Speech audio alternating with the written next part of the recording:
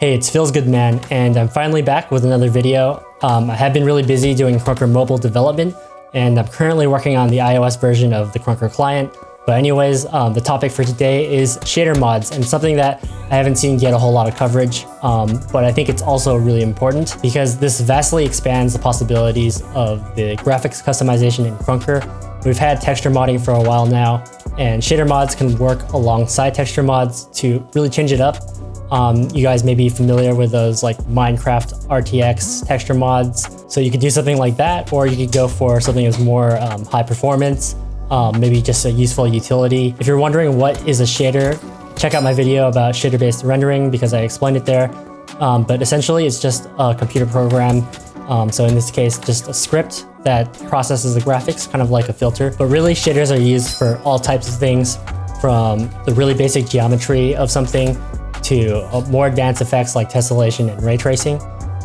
So there's a lot of differences in terms of the type of shaders that you can be using. We don't know yet, the full limitations in terms of how you can apply it to Krunker, but I'm gonna try to give you a complete overview of everything that you need to know about shader mods in Krunker, whether you're a player or a modder.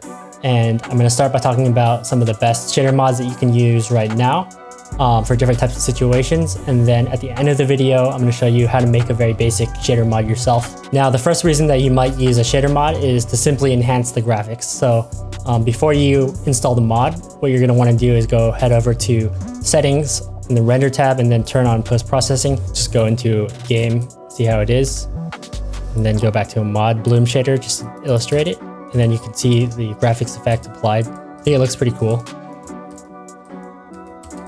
And then I'm going to toggle on like post-processing, and if you see in the background, the effect is going on and off. So if you're going to use shader mods, just make sure that you have post-processing turned on. The search term shaders, there really isn't too many results. So there might be shaders integrated into someone's mod already, but really I think that not too many people are doing shader mods quite yet. There are some cool ones though. I think the RTX realistic one is pretty cool, because it has texture mods in combination with some shader mods to give like a really dramatic, different look to the game. Now, one thing to be careful of when you're testing out shaders is to disable auto-load mods, because you're gonna have to refresh Krunker a few times to just get the mods to clear. Otherwise, you have situations where the shaders are stacking on top of each other, then you can't really test it out. This one called Cat's Shader Plus I thought was cool for just like very trippy effect, so that one was fun.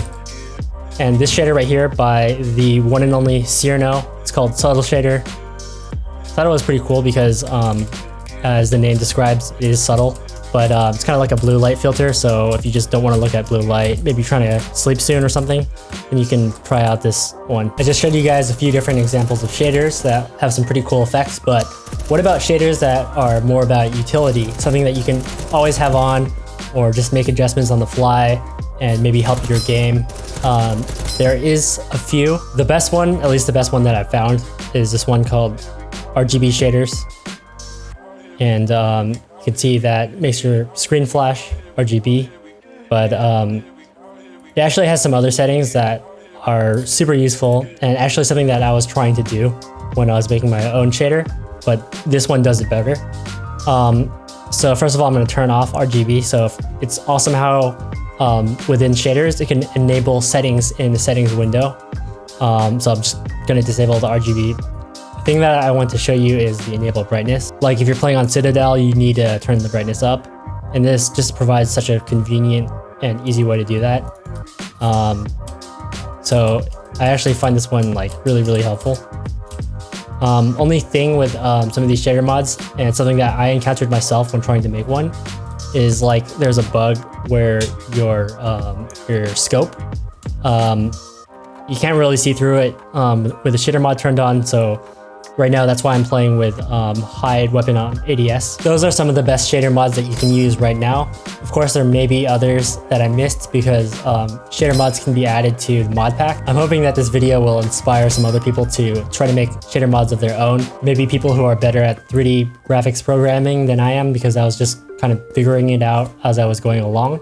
But anyways, I'm going to show you how to make a simple shader mod. To make a shader mod, the first thing that you want to do is head over to Krunker Discord and find the link to the latest default mod, and that just provides like the directories and like some base files. And then you'll see that there's a new folder in the default mod called shaders. And then you can open up the sample. And this is a shader mod. So it's a JSON file format. So basically like a database type file. And then there's like the shader language, and this is a WebGL shader.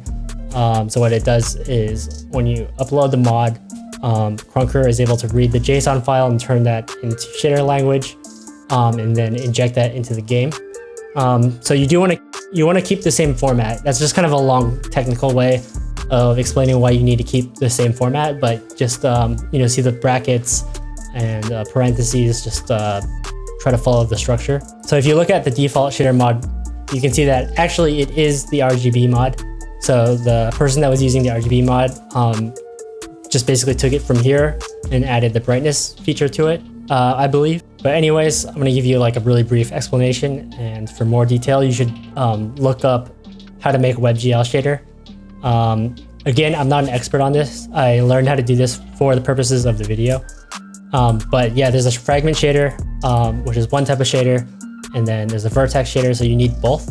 And then you have your like RGB speed that corresponds to the setting value. So what I did was just modify the default shader mod to kind of create my shader mod, and the one that I was trying to make was brightness. And I just adjusted like some of the values of the fragment shader and left the vertex shader the same. I'm not sure if like we can modify the vertex shader, but for now, I would just start with the fragment shader. And just kind of simplified the equations, and then relabeled RGB to intensity. Because basically like with brightness, we want to increase like everything.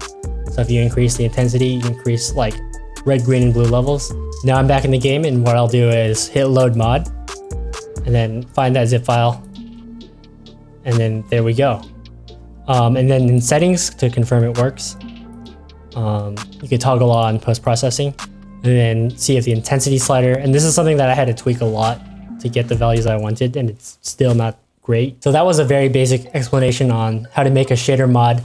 And again, I am not an expert on WebGL, so hopefully other people who are better than me can make some really cool shader mods that we can use. But I think that this really exposes a ton of possibilities of what can be achieved in game, and you're gonna start to see people integrate shader mods into their own mod packs, even as a utility setting like brightness, or some crazy effects that work in conjunction with the texture mods.